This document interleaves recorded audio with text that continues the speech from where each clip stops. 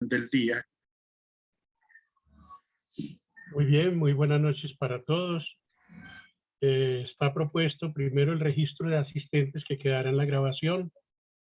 Hoy contamos con la reincorporación de quien les habla como secretario de la academia por los trámites que ya ustedes conocieron en las reuniones anteriores.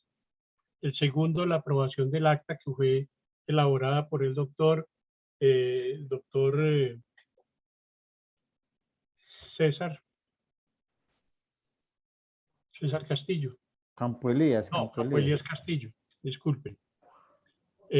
Tercero, tenemos la conferencia Salud y Médicos en las Minas de Oro de Marmato durante el siglo XIX, a cargo del doctor José Fernando Gómez Montes. Como cuarto punto, las cápsulas del doctor Hernán Darío Salazar. Quinto, el informe de presidencia. Y sexto, proposiciones y varios. Está leído el orden del día, señor presidente.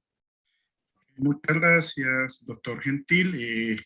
Pongo en consideración la propuesta de orden del día, de agenda para el día de hoy, por si hay algún tipo de modificación. Anuncio que va a cerrarse.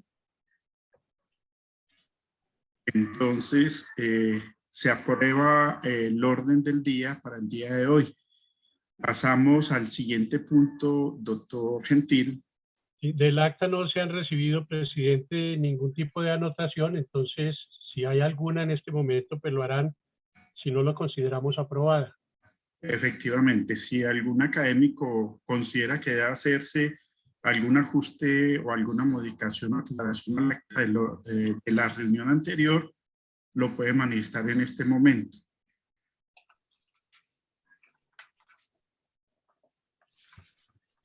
Si no, se da por Parece aprobado. que no hay manifestaciones, listo. Pasamos Entonces, al siguiente punto. Sí, el siguiente punto, para que usted, por favor, presente al conferencista a este auditorio. Bueno, para el día de hoy tenemos como conferencista invitado al doctor José Fernando Gómez Montes, especialista egresado de nuestra Facultad de Medicina de la Universidad de Caldas, coordinador del programa de geriatría, ampliamente reconocido con distinciones tanto a nivel nacional como a nivel internacional.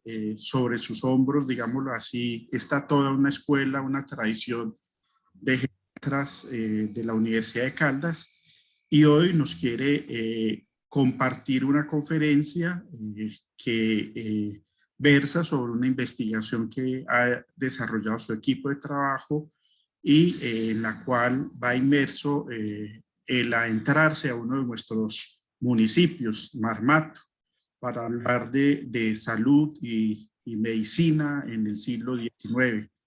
Entonces, con ustedes el doctor José Fernando Gómez Montes, quien va a tener a cargo esta conferencia, nuestro académico, doctor Fernando. Bien. Muchas gracias, doctor. ¿Me permite para compartir pantalla, Sí, por favor? ya le voy a... Ahí ya le voy a compartir ahí ya tiene el correspondiente dominio. Listo. Bueno, buenas noches a todos. La idea de presentar esta charla es más o menos hacer una continuación de dos charlas previas que hicimos, uno en Cita con la Historia, que es un congreso que se hace anual. Desde 1986 estamos trabajando en esa cita con la historia.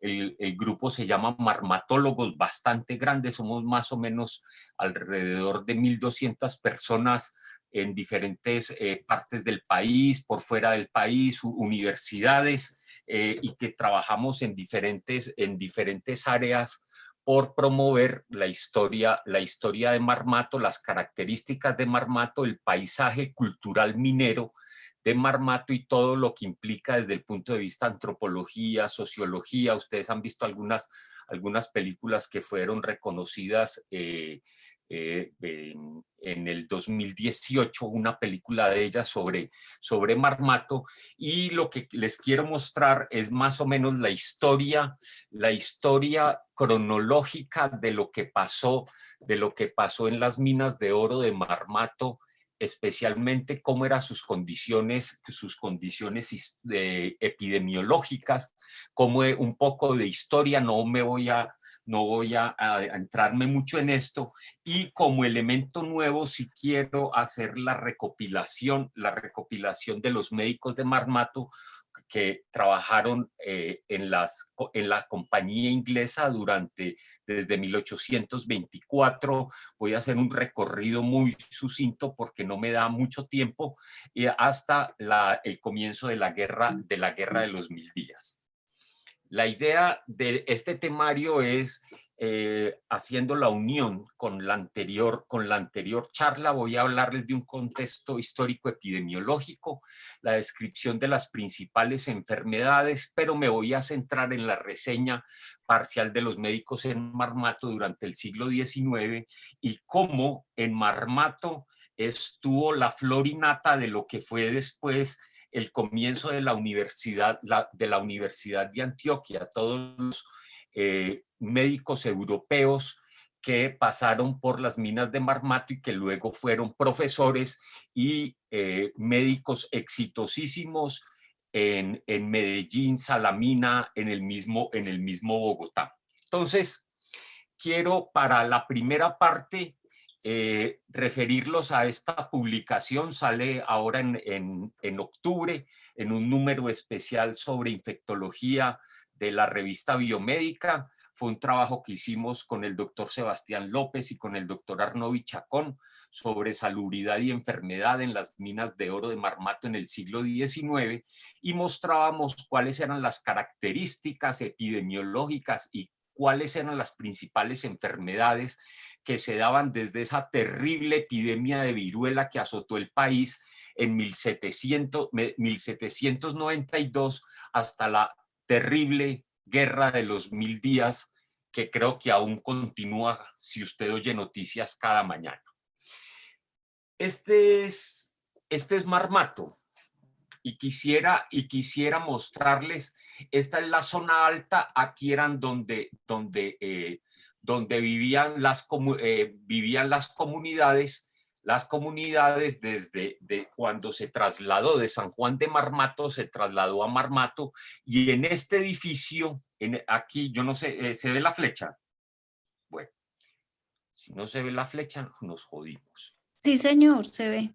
Ah, ¿Qué se está viendo? Entonces, esto es hecho en Calicanto, fue hecho a finales del siglo XIX, y aquí era donde se fundía el oro y donde quedaban algunas de las oficinas de los capataces. Ya les contaré un poco cómo da. Y así era más o menos, póngale menos casas, porque desde el siglo XVI los españoles descubrieron las laderas avolcanadas, así se llamaban, donde está situado Marmato. Esto se llama Moraga o Moraga o Moroga, son los nombres que se tienen, y que ha sido famoso desde el siglo XVI por la cantidad de oro y sobre todo por las características geológicas que tiene en la producción de oro, que es muy simpático por una razón, porque generalmente las minas de oro argentífero que hay allí, que son explotadas en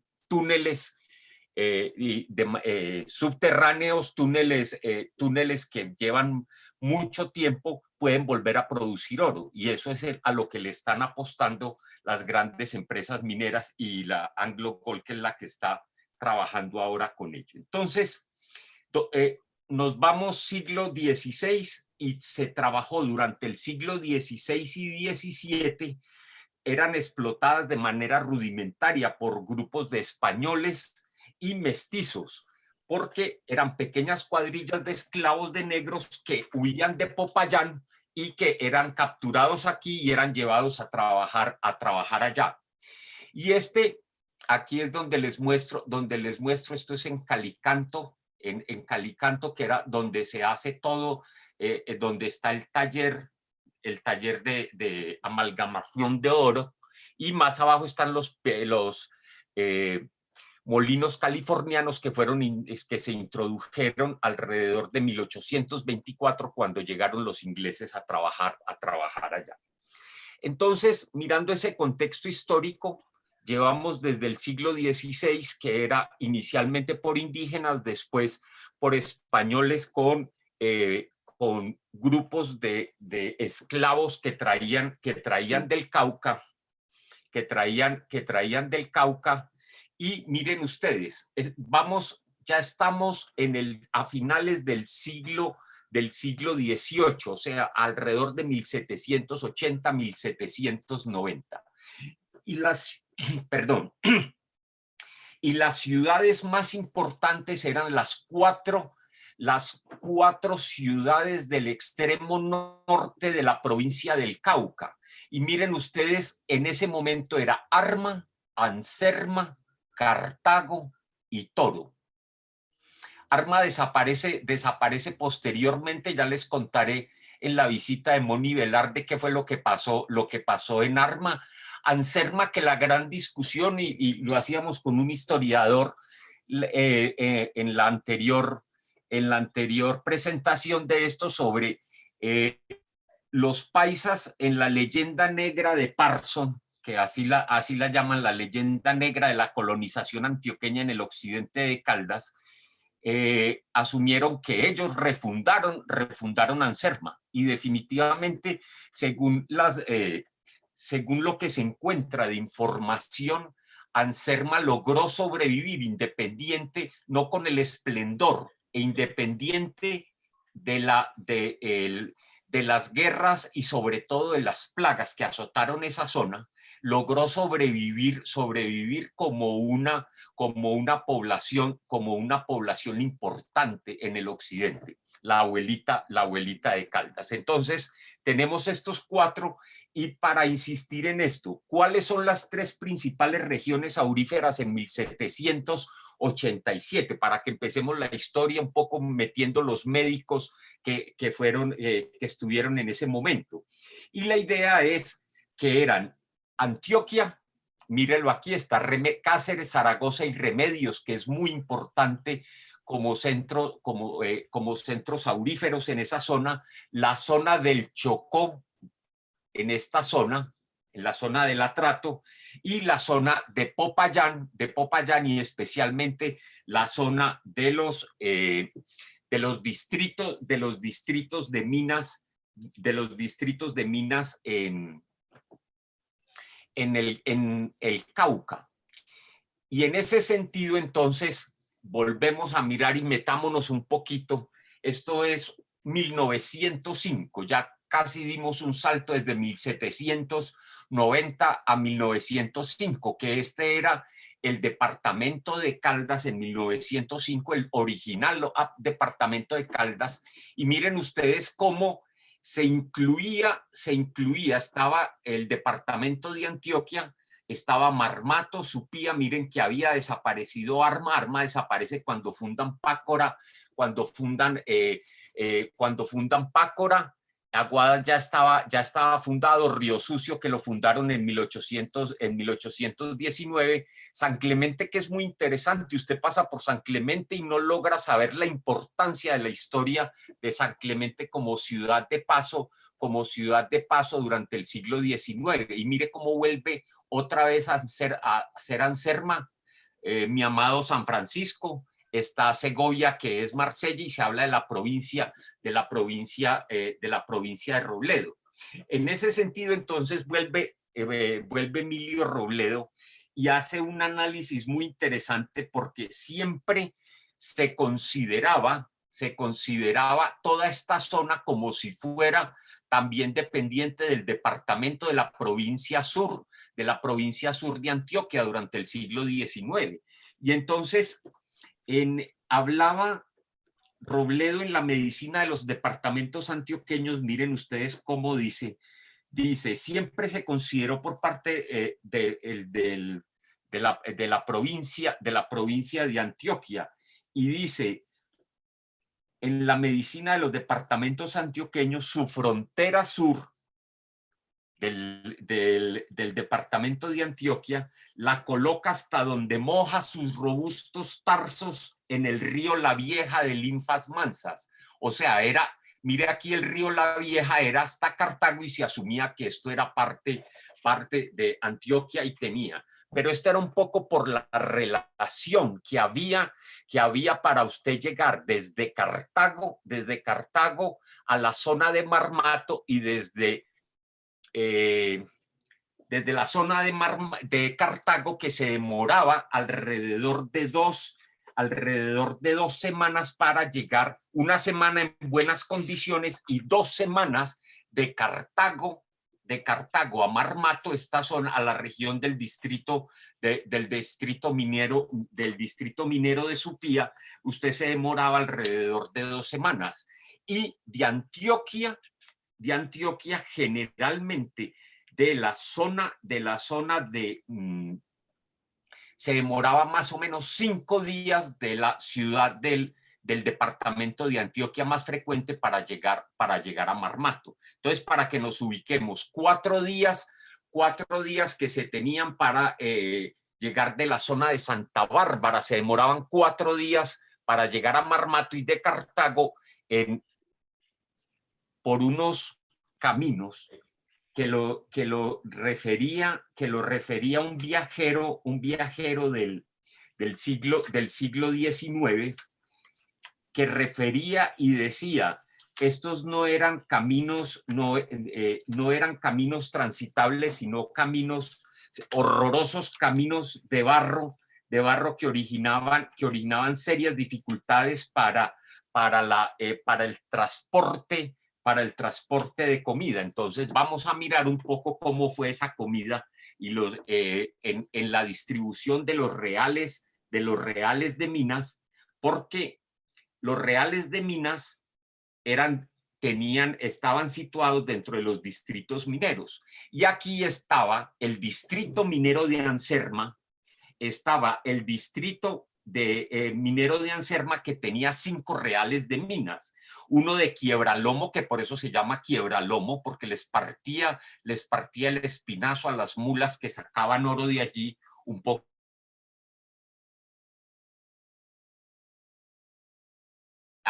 los que le hicieron el trámite con el gobierno inglés para ignorar las minas de Marmato a favor del empréstito que se le hizo a Bolívar para la liberación de la patria, donde ese empréstito entonces se dio por las minas. Inicialmente ellos pidieron 100 años, que les dieran 100 años, y estamos hablando 1812, 1814, y se las dieron inicialmente a 2 empresas. Una de esas empresas se sufrió un naufragio cuando traía todos los equipos de los molinos californianos y el dueño de esta se suicida, lo retoma la otra compañía, el banco, y ellos durante 20 años manejan con mano de hierro, podría ser con mano de hierro, las minas de Marmato, pero son las mejores instalaciones que se tienen, junto con las de Titiridí, Antioquia, las mejores instalaciones. Tenía lo más moderno en ese momento en lo que tenía que ver con molinos californianos en producción de oro. Y por eso se decía en Londres, Marmato era más conocido en Londres que Bogotá, porque en Marmato se decía decían los ingleses que usted podía caminar y el oro le llegaba a los talones, que no era tampoco tan cierto como se hablaba. Entonces, sigamos un poco contando esta historia de la provincia de Marmato y su importancia.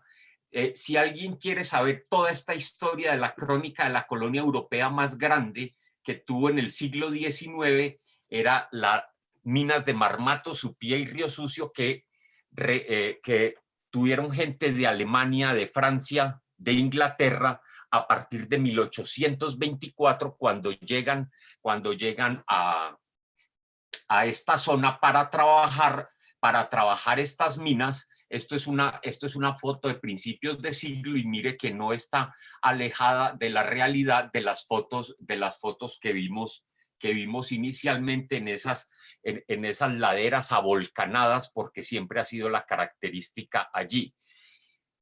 Miremos un poco entonces el contexto epidemiológico, ya contándoles cuándo aparecen los ingleses, 1824, y qué fue lo que pasó.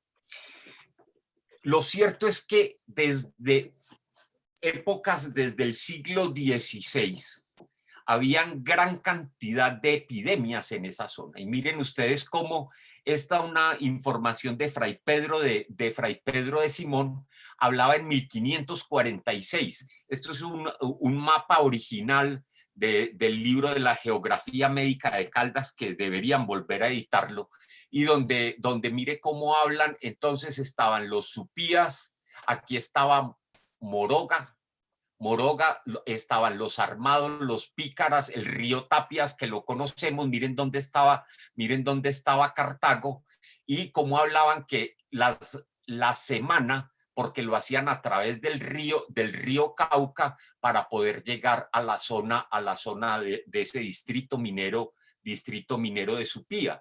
Y entonces se hablaba que la primera epidemia que se habló allí era una pestilencia en 1546, que abatió la tercera parte de estas grandes provincias y que originaba un dolor de cabeza con accidente recio de calentura. Pasabas el dolor al oído izquierdo, agravándose de tal suerte que en 2 o 3 días pasaban sin remedio de esta vida los apestados. Y las epidemias, que fueron múltiples durante esos 2 siglos, eran viruela, el tifo exantemático, que se llamaba tabardillo, la fiebre tifoidea, el sarampión y las paperas. Eran muy común los brotes de estas enfermedades, y que mataban especialmente indígenas y negros, y que acabaron con toda esta población, porque si miren ustedes la población, miren ustedes 1793, o sea, un año después de la viruela y de la epidemia de viruela, que hizo estragos en la provincia del Cauca. Y miren ustedes cómo en la Vega de Supía, aquí miren en el distrito minero, miren la Vega de Supía, había solamente 1.790 personas.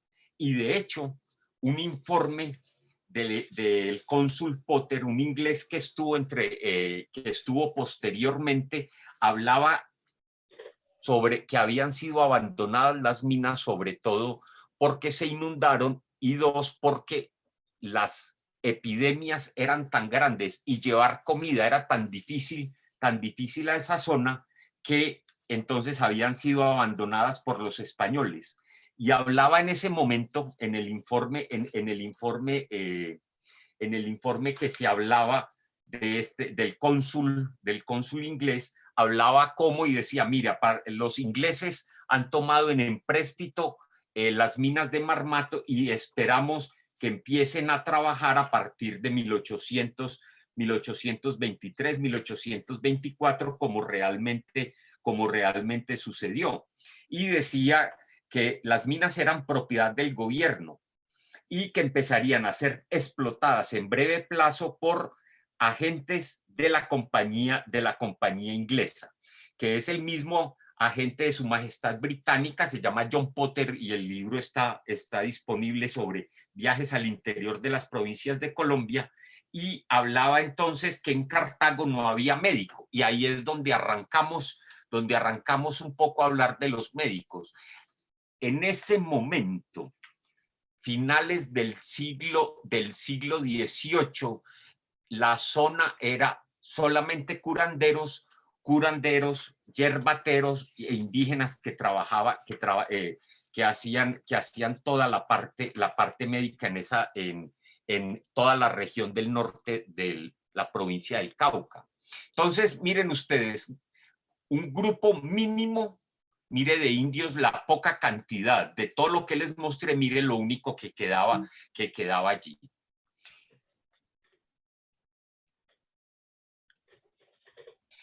Y seguimos hablando de pestes, plagas y bichos. Este es de impronta de 2000 de agosto del 2008, porque los escasos indígenas, ya se los mostré, continuaban sufriendo los mismos males que durante la época de la conquista y la colonia: accidentes de guerra y de trabajo, porque el veneno de los dardos y las flechas, las picaduras de insectos y mordedura de serpiente. Y había una cosa muy interesante que sufrían de bubas, que era una de las cosas más comunes que se daban en todo el país y que fue también reportada por José Celestino Mutis, y que eran diferentes entidades que se confundían con la sífilis y que era endémica en la región, y que podría ser frambuesia tropical o pian u otra enfermedad tropical por treponemas o algo relacionado. La sarna y el karate, donde combinaban sarna y karate, combinaban también cambios de sífilis que la llamaban avería. Y la sarna y el karate fue completamente la costumbre en las patologías más frecuentes, además de las niguas, las garrapatas, las picaduras de insecto y las úlceras que eran muy comunes desde el siglo XVI y seguían siendo en el siglo XVIII la costumbre. Y para mirar un poco la zona, él no visitó, Juan Antonio Moni Velarde se llama el regenerador de Antioquia. Si usted quiere generar odio en un país, háblele de Moni Velarde. Ellos tratan de ocultar todo lo posible respecto a Moni Velarde, porque se llama el regenerador de Antioquia, y fue un hombre muy avanzado, porque este informe es de finales del siglo XVIII, 1792, él hace unas visitas y llega a la zona de Arma, y tiene unos informes, 1786, perdón. Y entonces él empieza a hablar de las características de las cosas que encontró y que son comunes, porque también lo refiere en Arma, que después podemos hablar porque a los llamaban karatejos, por la presencia del karate en esa zona, y que luego fue heredado por los filadelfeños como los karatejos.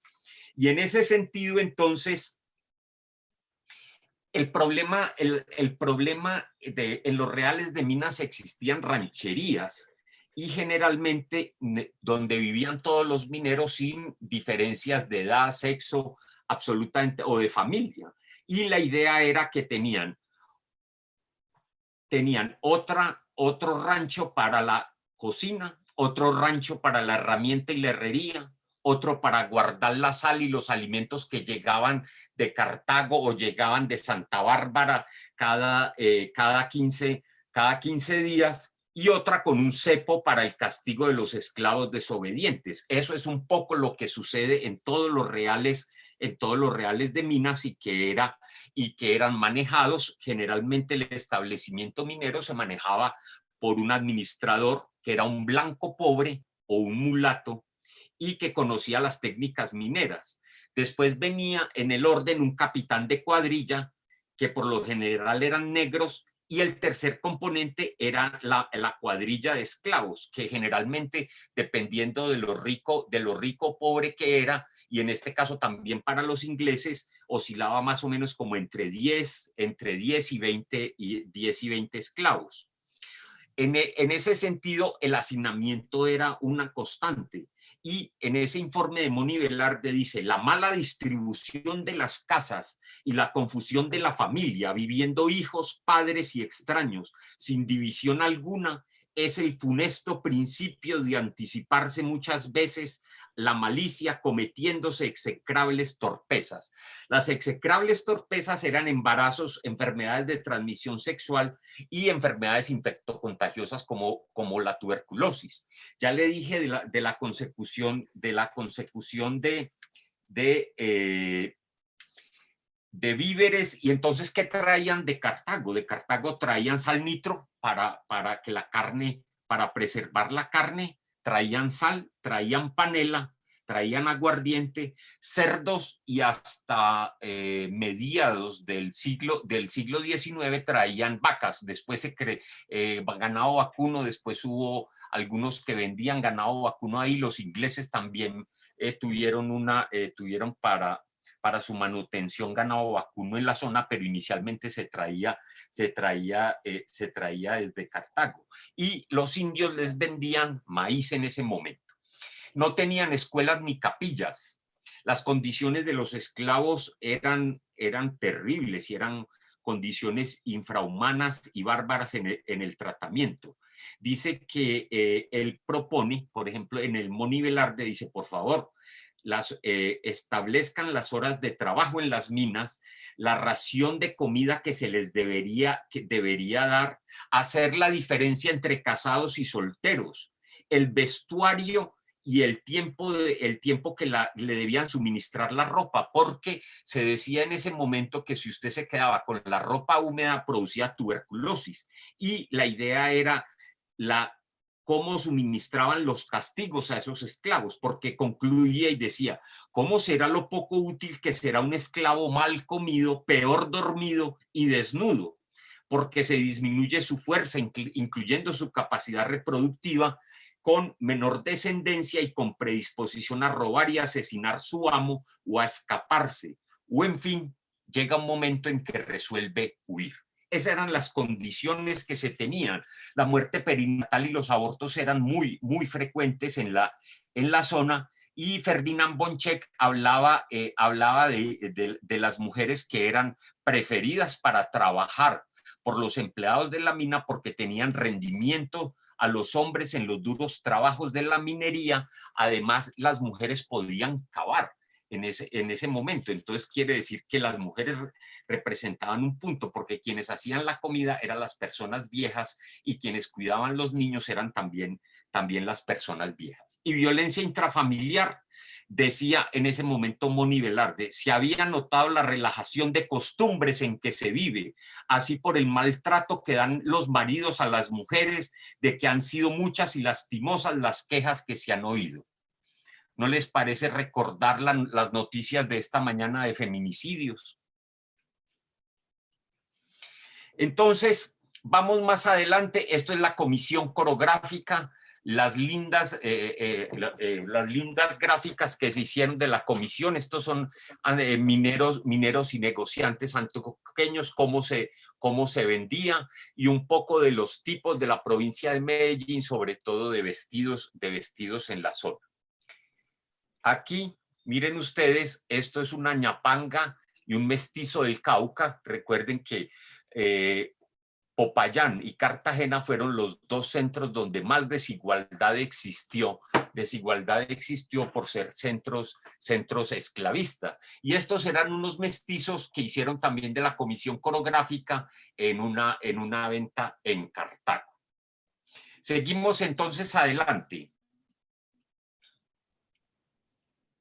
Y estos son, voy a pasar porque ya lo había mostrado y con detalles. Miren lo que comían en 1916. Esto es un informe del doctor Robledo entre 1916 y después la comparación que se hacía en 1941. ¿Por qué se prefería el plátano y la yuca que la papa? Porque duraban más. La yuca duraba mucho más y después de todo ese viaje las papas podrían maltratarse. La panela, que era clave como carbohidrato, el maíz que les dije se lo vendían los indios. Y miren ustedes cómo en las minas en 1916 tenía gran cantidad de carbohidratos, carne que era similar a la que se comía en 1941, y mire la gran cantidad de maíz. No se consumía café en la zona, había gran cantidad de consumo de sal, ya les hablé del sal nitro, y el consumo de manteca. No hablo más de esto, voy a pasar a enfermedades más frecuentes, y ya después de contarles cómo estaba, miremos enfermedades y médicos en esa zona. Dos plagas endémicas, las escrófulas, que son los cotos. Recuerde que nosotros no tuvimos coto en la zona de Supía por una razón muy sencilla. La sal era yodada.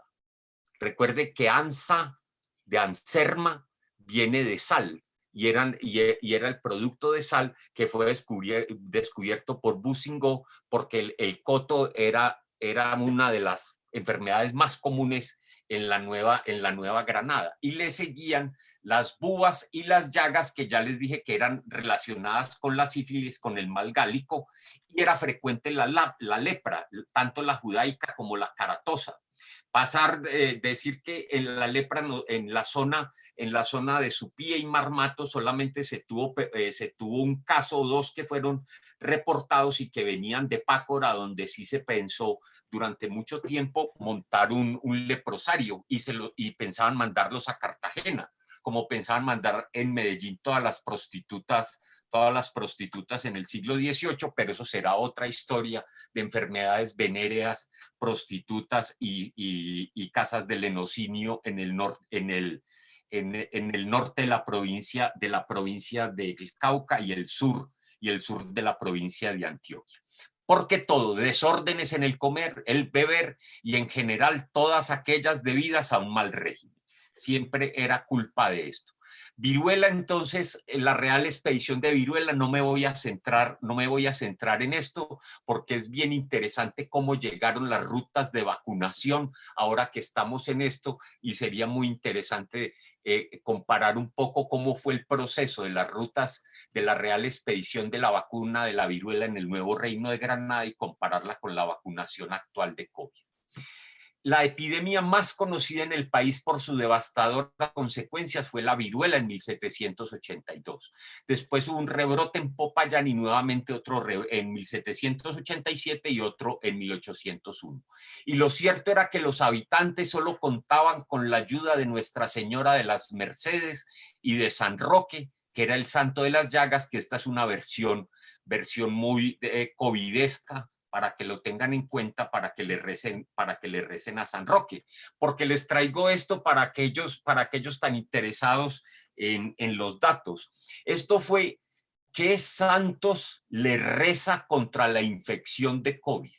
Se los dejo, es de 2021, sobre cuáles fueron los santos más importantes a los que se le rezaban. Y aquí entonces les dejo para que revisen si los santos a los que usted le está rezando son los que realmente le rezaron en Italia durante la epidemia de COVID. Karate, sarna y garrapatas, miren ustedes las características del karate, ya habíamos hablado: pulgas, garrapatas, piojos, era lo más. Y esto eran las estadísticas también del doctor Emilio Robledo en Marmato entre 1914 y 1915.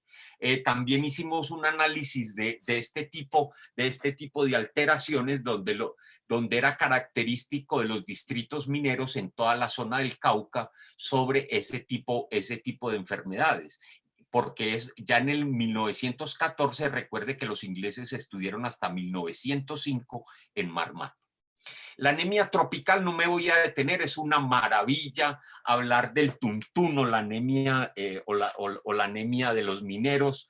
Desde China se dice, y aquí en Marmato también se insistía en esto, que eran amarillos y tenían anemia, era por el brillo del oro, que en la medida en que más pálidos fueran, más oro había, cuando la cosa era la anemia de los mineros o tuntún, por la sensación del dolor de cabeza que producía. No voy a hablar el detalle de esto. Tuberculosis, miren ustedes en qué se les parece esto. Esto es de comisión coreográfica, pero esto es de Ramón de Jesús, sobre los antiguos modos de conducir los cadáveres. ¿Se le parece en alguna cosa a lo que estamos viviendo? Esto es 1800, alrededor del siglo XIX. Tuberculosis no me voy a meter, solo quiero que miren esta parte que la prostitución iba de la mano de la tríada de flagelos sociales endémicos en las zonas mineras: alcoholismo, tuberculosis y sífilis. Siempre se tiene que la prostitución es muy común en las zonas mineras, pero yo creo que la prostitución es común en todas partes.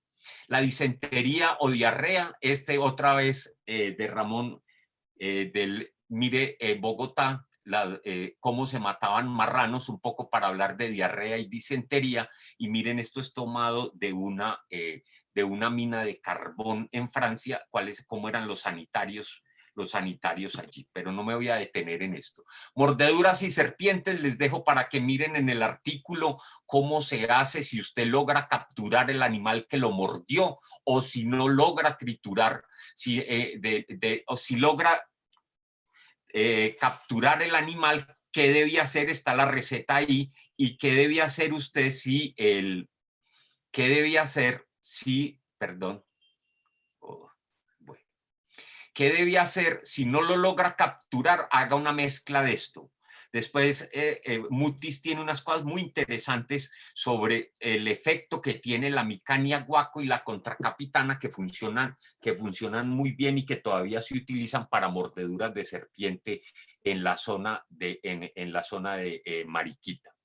La sífilis o avería, no voy a hablar de sífilis y avería, ya ustedes vieron al profesor Orlando Mejía hablando de sífilis. Aquí se llamaba avería por lo que producía a largo plazo la sífilis. Y la tormenta eléctrica y relámpagos es porque usted tiene aquí mayor probabilidad de que le caiga un rayo a ganarse un baloto. En el resto del mundo es ganarse el baloto y después el rayo, porque desde 1583 hay muchos serenos y caen rayos y hay truenos y relámpagos. Y este algarrobo es para contar la historia de un administrador inglés que estaba debajo de un algarrobo en la zona del antiguo hospital de Marmato, y cómo cayó un rayo sobre esto, y él estaba haciendo una orgía con esclavos negros aquí, y le cayó la rama del algarrobo y lo mató, porque aquí lo mata uno más frecuentemente un rayo que ganarse un baloto.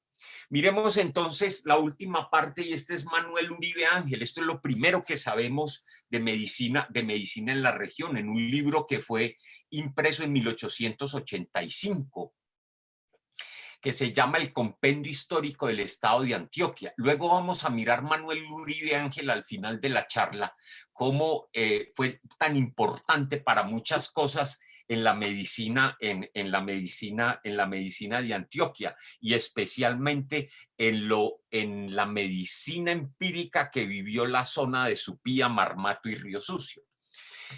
Para que está la historia de la medicina en el eje cafetero de Orlando Mejía, que me sirvió para iniciar toda la búsqueda de las historias de estos personajes, y del doctor Francisco González con su Conjuros y Hospitales, que lean los, que es importante. Entonces, esto es una aproximación a los médicos que se tuvo en las minas de Marmato durante el siglo XIX. Está entonces Pedro de Euce, francés, en 1751, es el primero, porque ya les estaba mostrando que había alrededor de finales del siglo XVIII, que había en la zona y en general en todo el país, porque la medicina era exclusiva de curanderos, ignorantes y comadronas. Y llegó este personaje, fue la primera referencia que tenemos en las minas de Marmato. Él pidió permiso para trabajar en la villa de Candelaria, recuerden que así se llamaba Medellín, y posteriormente se desempeñó en las minas de San Luis Góngora, en Yarumal, y después pasó a las minas de Marmato. No sabemos realmente qué fue lo que hizo. Este otro personaje que no lo he conseguido, Antonio Martínez Taboada, que tengo la referencia de la anterior conferencia, donde me dicen que busquemos un poco de información en la zona, en 1771, de Antonio Martínez Taboada. Del que sí tenemos claridad, entonces, los primeros que llegan, el más importante no fue médico, Jean-Baptiste Bousingot. Aquí tenemos a Eduardo Nichols Hughes. Es un pariente lejano de nuestro querido amigo Nelson Lennis Nichols, y donde este señor venía de Londres, era un médico empírico, llegó a las minas como tesorero contador. después superintendente general, porque quien administraba en ese momento las minas, Jean-Baptiste Boussingault, entonces lo trajo para que hiciera todo el montaje de la medicina en las minas de Marmato. Y entonces les voy a contar un poco cómo funcionaba esto. Llegaron 1824, 1826 arrancan a hacer todo el montaje de medicina. Traían médicos y estaban entre 3 y 4 años, pero después ellos pasaban a otras regiones, especialmente a Medellín, donde se volvían famosos porque era gente muy preparada, eran médicos que venían de Londres, no tanto este que fue médico empírico, sino los otros, como veremos más adelante. Pero el doctor Nichols poseía una gran cultura, una magnífica biblioteca y tenía un excelente criterio médico atendiendo enfermos,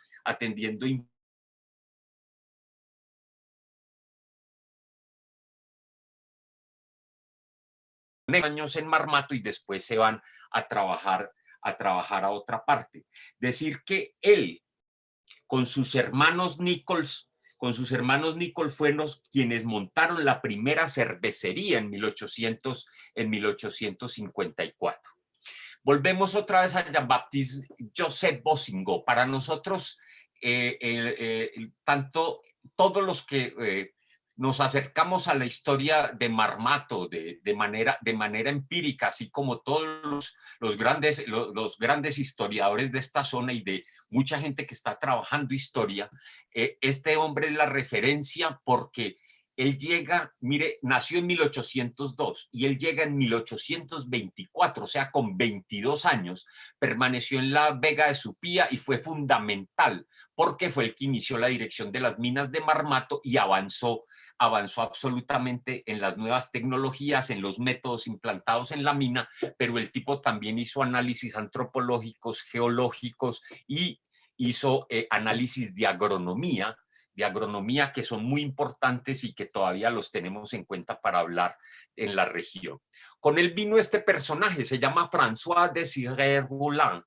Llegó y François Désiré Roulin fue también contratado, era médico también de Reims, de Francia, y fue contratado como profesor de ciencias naturales. Y antes de ir a Marmato enseñó anatomía y fisiología en la Universidad Central de Bogotá. Lo contratan en 1825 y alcanza a estar muy poco tiempo porque inicia, no sabemos por qué, una persecución, por la persecución política de Bolívar. Se cree que porque este era un amigo estrecho de Francisco de Paula Santander y ya sabemos el odio que tenía Bolívar por él. Y fue perseguido y el tipo era un excelente pintor. Mire este carnaval como un homenaje al doctor Aguilar. Mire esta escena de carnaval muy parecida a lo que tenemos en escenas de carnaval de finales de siglo referidos en Tomás. No me voy a detener un poco porque es bien interesante este personaje y tiene varios libros. En 1942, uno que se llama De Roulin y sus amigos, donde analiza esto. Luego miramos este personaje, William Jervis, un inglés que tiene cosas muy interesantes. Vamos a mirar William Jervis llega en 1826 y llegó un prodigioso y joven médico que hizo alguna cirugía de poco vuelo usando altas dosis de alcohol y opio como anestesia. Pero como muchos anestesiólogos entonces de la época, se consumía el alcohol y el opio junto con los pacientes, pero fue el primero en practicar el cateterismo vesical, que es la historia del rico de Pácora con una obstrucción prostática, donde le pasa y el señor le dice, el campesino rico de Pácora, le dice: ¿por cuánto me vende usted ese varejoncito? Que es esta sonda en Elaton. La otra historia tiene que ver cómo hacía las amputaciones. Él utilizaba le ponía un trapo impregnado de ácido nítrico por encima y lo iba quitando al día siguiente y lo iba quitando y ponía otra banda. Hasta los 15 días ya estaba el hueso completamente sin carne y procedía a hacer la amputación. Y dice que mató más gente que una epidemia dando calomel. Calomel, entonces, para quienes practicamos farmacia durante tanto tiempo, y en mi caso particular, arriba de la casa del doctor Jorge Rat, donde teníamos nuestra droguería desde del doctor Anzola en 1960 y después mi familia la asumió. El calomel, que eran sales de mercurio utilizado pródigamente por este médico que mató por disentería, mató en una epidemia de disentería, mató más gente dando calomel, alcohol y opio que dando otro. Después el William Jervis se va monta la primera botica que se conoce en Medellín y después regresa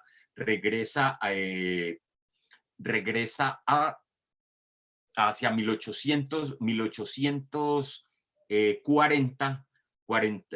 46, regresa otra vez a...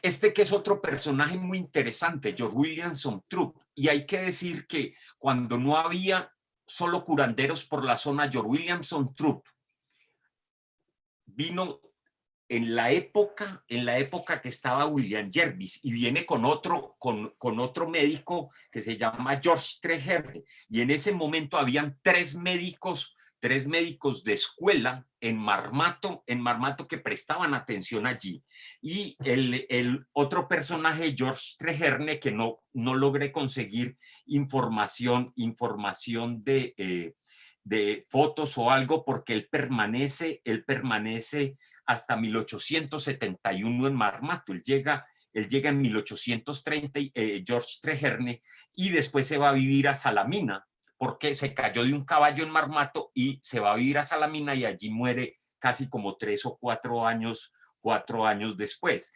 Y este personaje que vino de Dublín, George Williamson Troup, que empezó a perseguir a esta señora, muy bonita, joven, hasta que la cuidó. Parece que la señora tenía algún trastorno reumatológico y este personaje la persiguió hasta que se logró casar con ella.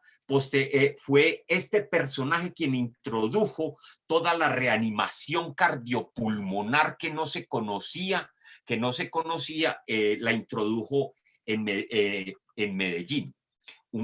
Un personaje bastante importante en la medicina. Y este personaje, Ricardo Escobar Ramos, que fue otro que fue a trabajar entre 1852 y 56, y luego se va para Medellín, donde instala otra farmacia, colabora en la creación del hospital, y que en una breve pasada por Manizales se considera uno de los cofundadores, que ya nos habían dado toda esta información en el WhatsApp de la academia, de la fundación, donde el doctor Ricardo Escobar Ramos participó y fue mecenas del primer hospital que tuvo Manizales. Mírenlo aquí, en las hermanas de la Caridad. Para terminar, entonces, Luis Alfredo Garner Cataño. Me quedan faltando Rafael Campuzano, el hijo de Max Grillo, perdón, el papá de Maximiliano Grillo, que era médico, que es de Marmato también, nació en San Juan de Marmato, Alejandro Londoño. Este personaje que es bien interesante, Luis Alfredo Garner Cataño, que fue médico empezó medicina en 1880, empezó medicina en la Universidad de Antioquia. Gozó mucha fama, pero le tocó volverse. Pero cuando llegó a la compañía inglesa se declaró la Guerra de los 1000 días. Y al declararse la Guerra de los 1000 días hubo de escapar y no regresó y dejó completamente sus prácticas de medicina y volvió a trabajar con las minas solamente. De yerbateros, el del Boletín Científico de la Universidad del Valle, Héctor López los clasifica No me voy a detener en esto, esto sería otra charla, pero les voy a dejar esta pinta de hombre, como dicen las señoras campesinas en la zona del Alto Occidente. Este se llama Charles Safray. Mire esa combinación entre médico, botánico, entre chalán y entre dueño de finca de ganado. Eso es tomado del Voyage de exploración científica. Es más o menos la característica de los médicos en el siglo XIX. Y esto que era lo que les decía, el doctor Manuel Uribe Ángel, que fue el primero, él le da a uno de los doctores, se llama el doctor Juan Crisóstomo Uribe, que trabajaba en Supía. Entonces le dio una certificación, pero después, cuando el doctor Juan Crisóstomo sale de Supía, queda esto, y los yerbateros del tiempo empiezan a sacar esta información, y todos traducían exactamente la misma situación, y fue utilizado por curanderos de Caramanta, de Supía, de Río Sucio, de toda la zona, incluyendo a Luis Eduardo Suárez, un centenario que llegó a ser, él comenzó como ayudante de enfermería en las minas de Marmato, y después, cuando ya adquirió suficiente conocimiento, y la compañía inglesa se fue en 1905, él funda la Botica Colón en la zona alta de Marmato, y que estuvo funcionando más allá de la mitad del siglo XX, y donde combinaba lociones y perfumes para la suerte, medicina tradicional de negros y pomada peña para el karate, que muchos utilizamos. Vuelvo a hablar de mi amado Chinchina, donde vendíamos pomada peña para el karate, y el jarabe de Gualanday para curar tuberculosos. Termino entonces diciendo que es una publicación para que lo busquen en Medicina de 2010, que es muy interesante, y cómo los médicos del siglo XIX, miren los refranes que se tenían: médico viejo, cirujano joven y obstetra cojo. Un médico cura, dos dudan, tres matan.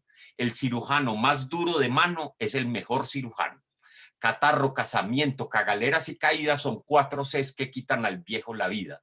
Más mató la gula que la espada. Tabaco, mujer y vino continuo, y todo se pega menos la salud y la belleza. Invitación a esto de Piedramaní con la Universidad de Caldas, donde tendremos cosas muy interesantes de historia regional en la 6ª cátedra, que se le hará el homenaje a Agripina Montes del Valle. Señores, muchas gracias, son ustedes muy amables. Muchas gracias, doctor José Fernando, por esta charla tan amena sobre la historia de Marmato. Queda a disposición de los académicos para cualquier pregunta, los asistentes, cualquier pregunta o intervención con relación a la conferencia. Buenas noches. ¿Aló? Sí, Que pueda, doctor, siga. Gracias. Qué maravilla, doctor José Fernando, qué maravilla. Es una hermosura de conferencia, y nosotros, los que nos gusta tanto la historia de la medicina, pues nos recreamos enormemente con estas conferencias suyas. Muchas gracias. Espectacular conferencia. Muchas gracias, doctor.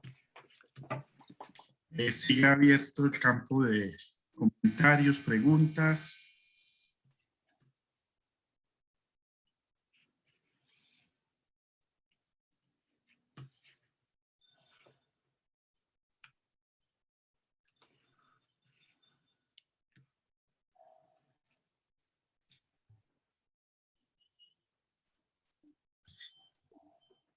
Bueno, y replicando un poquito la invitación final que nos hace el doctor Fernando, piedramaní.com es la página de internet que integra todas estas actividades que está haciendo la Academia y los que les gusta la historia regional, ellos están haciendo diferentes eventos y ahí han presentado y tienen buen material sobre la historia regional de la salud y de la medicina.